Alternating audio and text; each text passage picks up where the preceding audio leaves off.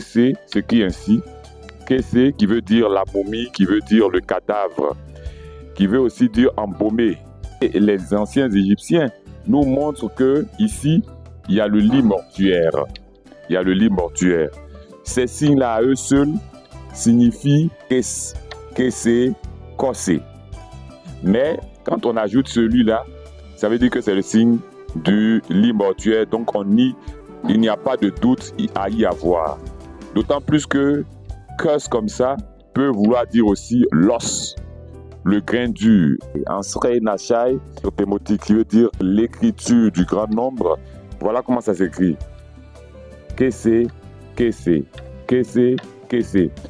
Nous avons tout à l'heure dit que la première momie c'est Osiris.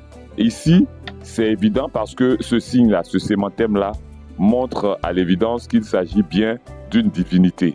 Voilà, c'est Osiris. Donc, nous le voyons dans la grammaire démotique de Henry Brooks à la page 108. En copte, nous avons Kossé, Kossé, Kes, qui veulent tous dire le cadavre, la momie, qui veulent dire l'embaumement.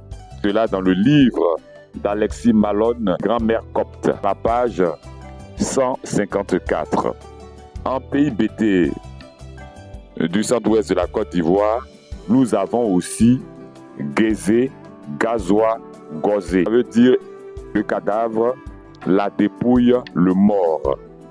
Gazé Cagnon, un comédien de la troupe Léonard Gogoué qui s'appelait Gazé Cagnon. Et ça veut dire le mort a toujours des parents.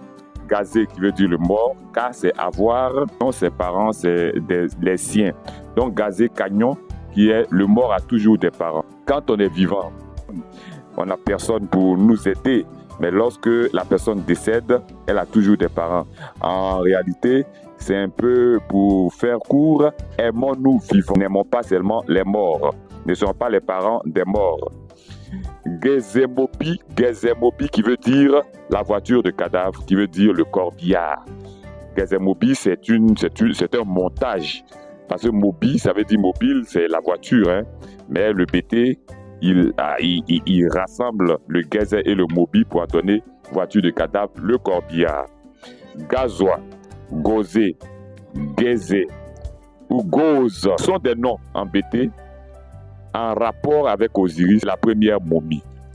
Si vous avez aimé ce contenu, mettez en favori, likez, partagez, envoyez-nous des messages et interagissez avec nous. Merci pour votre attention et à très bientôt.